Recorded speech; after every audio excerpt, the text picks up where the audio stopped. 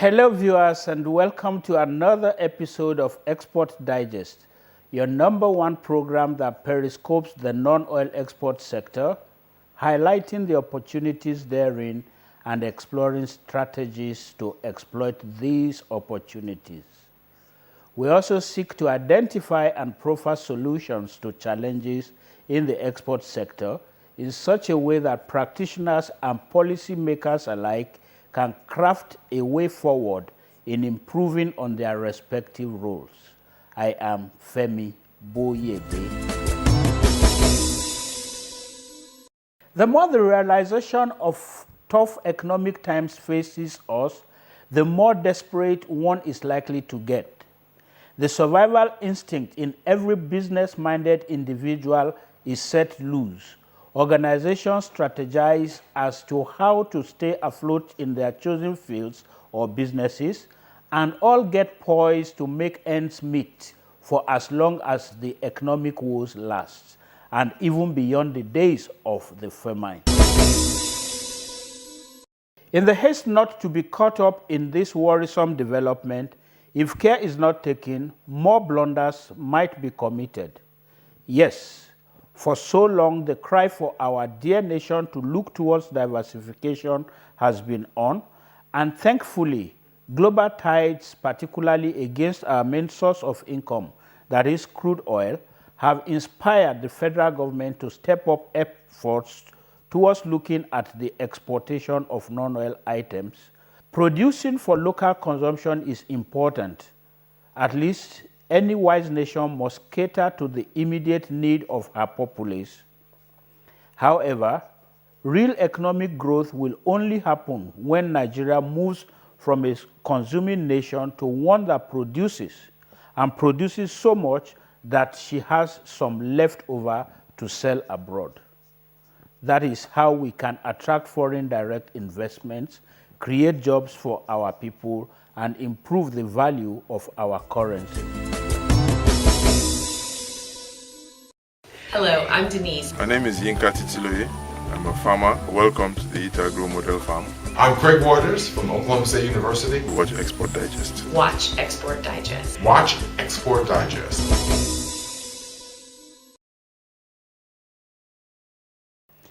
Now, the pathway to achieving this desired economic growth in the face of current technical recession as being declared by the federal government is to know what steps to take and how. The when, I believe, is in no doubt. It is now. Interestingly, we found out that the world is waiting to see Nigeria break the cycle of local consumption. Globally, Nigeria comes across as an economic giant, yet to come to terms with the reality of even her own economic potentials. A chat with big players in international trade opened our eyes to some critical aspects of export business that we seem to have missed out in our quest for financial and economic sustenance. But be rest assured, Export Digest will bring to you, our audience, all that is needed to break even and make profit in global trade. Today, and indeed on a couple more episodes of Export Digest, we shall be looking at the roadmap to operating a profitable export business. Let's lay the foundation. To succeed in export business, you need to know what is available, where it can be sourced, and at what cost. These are the basic nuggets on which trade thrives. This critical knowledge is, sadly, one that experts in global trade businesses believe is the first thing lacking, dampening the enthusiasm to want to engage in trade relations with Nigerian firms, especially the micro, small, and medium-scale enterprises. Those are the ones who form the largest percentage of players in export business in an economy. Unlike most advanced countries where information as to their products and commodities can be accessed freely, as easy as via the internet, with guides as to even how they can be sourced, Nigeria lags behind. No doubt, American firms, for example, are showing more eagerness to receive Nigerian commodities, but they share frustration as to getting accurate data pertaining particularly to MSMEs. On the African side and on the US side, there seems to be a breakdown in communication. So on the African side, a lot of the exporters, potential business partners, they need information on what do I need to know to be able to tap into the huge potential in doing business with America. And then on the American side, when I engage in conversations, they are telling me, Africa is so large, where do we start from? So the information that the investors in America need in order to make financial decisions on Africa, that information is either missing or not easily accessible. So one of the things I feel African governments in general needs to do is to promote their nations on the world stage, is to highlight the opportunities, to highlight what their nation has to offer.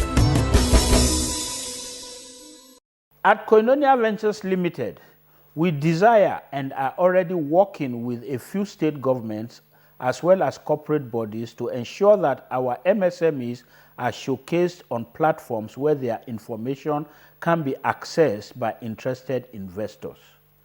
We shall share progress in this regard with you in the coming weeks on Export Digest.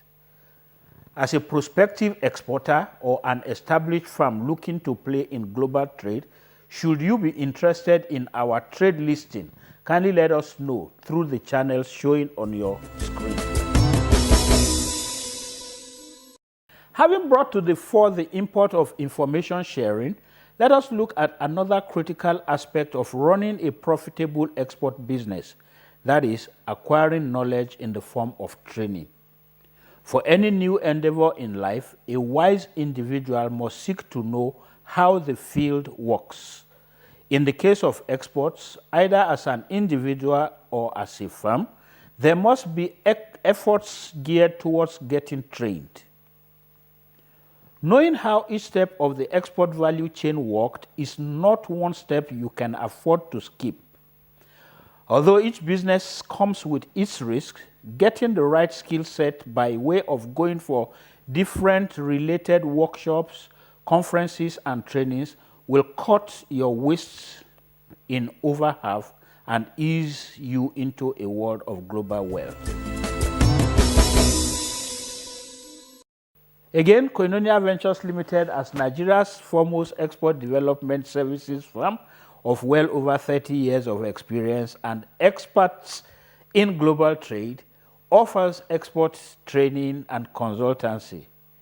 Feel free to contact us for more help in this regard.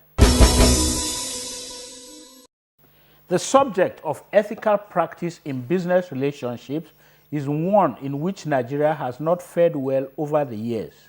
But thankfully, our image to the outside world is getting more positive, especially in the light of the ongoing war against corruption. However, foreign firms will most likely deal with an individual representative of the exporting firm, and hence the attitude of that individual is critical in the success of that transaction and future relationship. As one standing as the ambassador of first his firm, and by extension our dear nation Nigeria, ethics, honesty, and transparency remain a common factor for running a successful export business. All over the world, it is non-negotiable. Number one, have a product or a service that you're passionate about. Not necessarily something that you're going to make a lot of money with, but something that you really believe in. Number one. Number two, being honest, ethical, and forthright. Your yes means yes, your no means no. People like to do business with people who make eye contact with them and who they can trust. And that's global, doesn't matter. And number three, look at opportunities that don't necessarily seem like anybody else is doing. So even in your niche market, let's say if it's training and development, and you see that no one is working with childcare providers, how do you train someone to take care of children that aren't your own? Make your own regulations. Say this is the steps that I think you need to take. These are the things you need to do. That's just an example. So there's always something that is missing in the market in what you're doing that someone else needs that can help them do business globally and or do business within their own country. So be very open-minded about what you're doing and how you're going to get from point A to point B. One of the reasons why Nigerian exporters are failing is because of unreliability. The moment you are not able to deliver on contracts, the confidence and trust will not be there in the international market. So the question is now, why are we unreliable? Is it because we have integrity issues, or is it because we have some internal problems? As far as I know, being in this business for some years, I think the Nigerian exporter is bedeviled with a lot of problems. It starts with ability to have enough money to do the business and some other kind of infrastructural problems, especially if we look at the ports and so on and so forth. So I would say that the Nigerian government needs to properly develop the export sector, where some professionals can come into the picture, train people, help them to look at the things they want to go into, and give them guides, some kind of roadmap on how to go about their businesses. Upholding ethical standards also dovetails into maintaining laid down rules and regulations guiding export business. Different countries have their own benchmark for any product or commodity getting into their shores. For example, a shipload of yam tubers to Canada will be confiscated and destroyed if just one tuber is found with just a grain of sand. If you want to feed a country with your product or services, you must ensure that you present same in the specified standards as demanded by that market. To play big and win big in the global export market, standards are put up to be maintained.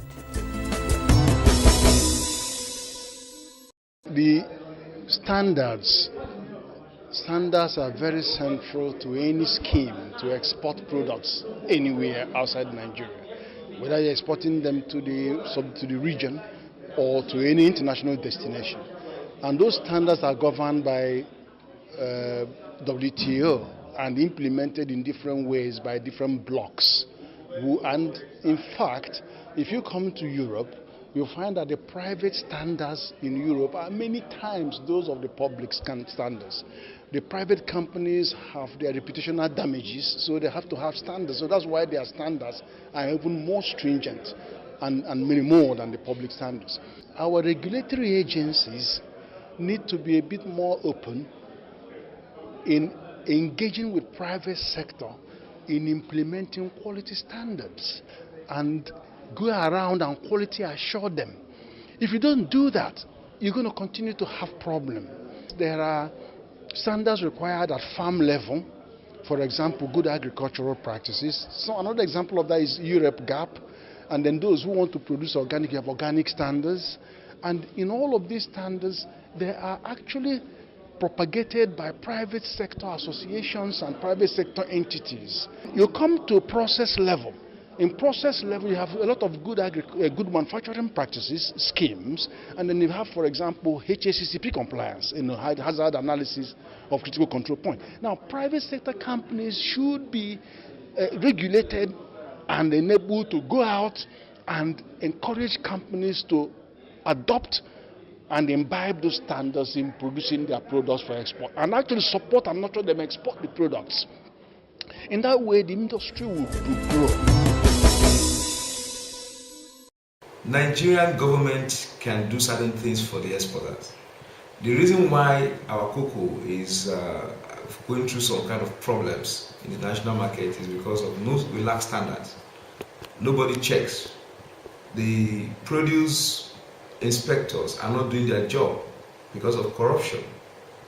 The guy wants to cut corners, probably because he has gone through some kind of problems and he wants to make money because cocoa is, for example, sold on weight and everything. So I think some form of regulation should come in.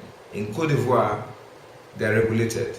There's a step you must follow before you can ship cocoa out of that country. Nigeria has to do that. We don't do that in Nigeria. To wrap up today's focus of roadmap to running a profitable export business, let's touch on product and commodity identification. There is hardly any local government area in Nigeria that is not blessed with one natural or agricultural product or commodity worthy of export for gainful purposes. Take a look around. What do you see? When an exporter on the continent, in Nigeria in particular, is exploring what they should be exporting, one of the fundamental concern I have is the product selection doesn't match US needs. So in a conversation I'm asking, what do you have to export? And the Nigerian exporter is saying things like gari, yam, and I'm like, okay, good. Unless you're trying to feed Nigerians in the diaspora, those items, mainstream buyers are not looking to export gari. Because the consumer, the US consumer, consumes things like cocoa, cashew, peanut, cosmetic items. So fundamentally, I think the first thing is to say product or commodity identification is key. From an exporter standpoint, you want to position yourself for things that are in demand. Now, there's obviously opportunities for you to tap into Nigerians in the diaspora and supply them by all means. But if you're trying to attract mainstream buyers, you need to strategically position yourself to understand what they are looking for. You will agree that if we identified and document our resources and then position ourselves with the necessary export readiness capacity, Nigeria will, in the shortest time, turn economic recession into economic prosperity, just like the Asian tigers did in the early 90s and the United States of America has recently done through its National Export Initiative begun in 2009. Hello, I'm Denise. My name is Yinka Titiloye. I'm a farmer. Welcome to the Itagro Model Farm. I'm Craig Waters from Oklahoma State University. Watch Export Digest. Watch Export Digest. Watch Export Digest.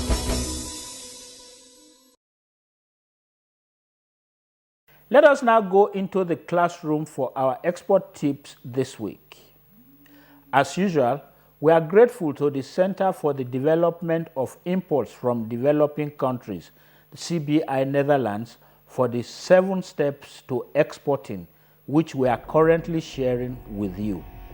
This week, we take the first step.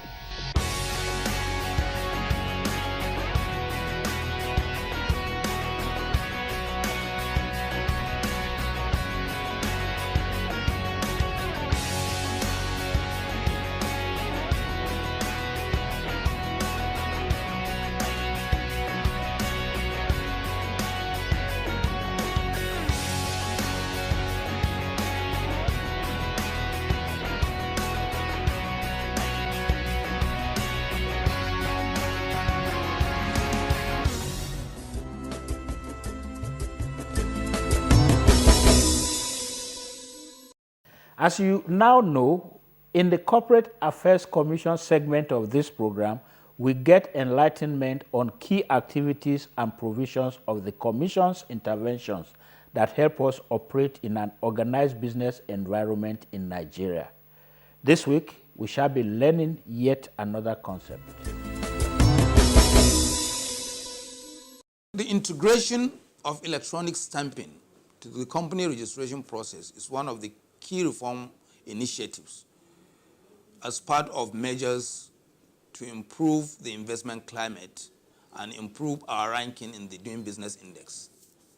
At present, the stamp duty is being done manually and is not integrated to the Commission's process. On our own part, as a Commission, we have tried to simplify the process by providing accommodation to the stamp duty offices in almost all our offices nationwide, so that any customer that walks into the Commission to register a company does not have to go to another office outside the Commission to process his stamp duty. So, as part of these measures, we now decided to provide office accommodation at no cost to FIRS stamp duty offices.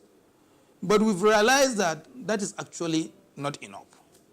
We are taking it further by integrating the process of stamp duty to company incorporation, so that at the point of submitting your application for incorporation electronically, you will be able to now stamp your documents electronically, pay the stamp duty, and get the documents stamped without having to come to CAC or having to go to FIRS to submit any physical document for stamping. That has already been agreed to by the FIRS. The vendor that developed the company registration portal has been commissioned by the FIRS to do the integration, to develop the stamp duty interface and integration process. So we've already agreed on that. The costing has been agreed. And the timeline for implementation, for development and implementation has been agreed. So we're hoping that by the end of the next quarter, that is by 1st October 2016, the electronic stamping interface will be available, such that a customer does not even need to submit physical documents, either to FIRS or to CAC.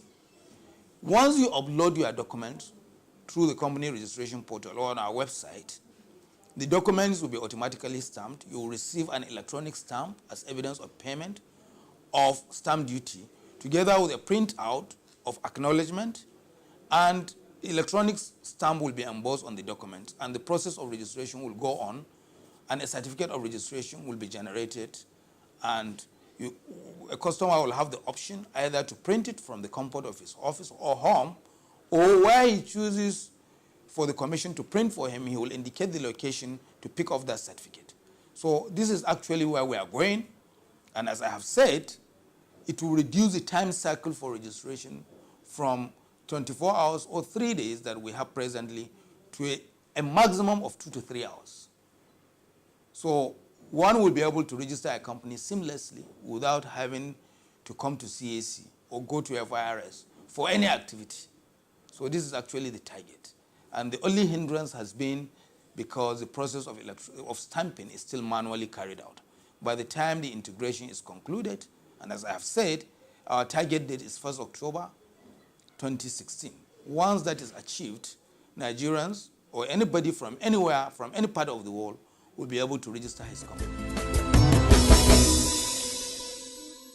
Let's quickly take the question of the week. The first correct entry gets a prize, courtesy of Newgate Hospital Foundation.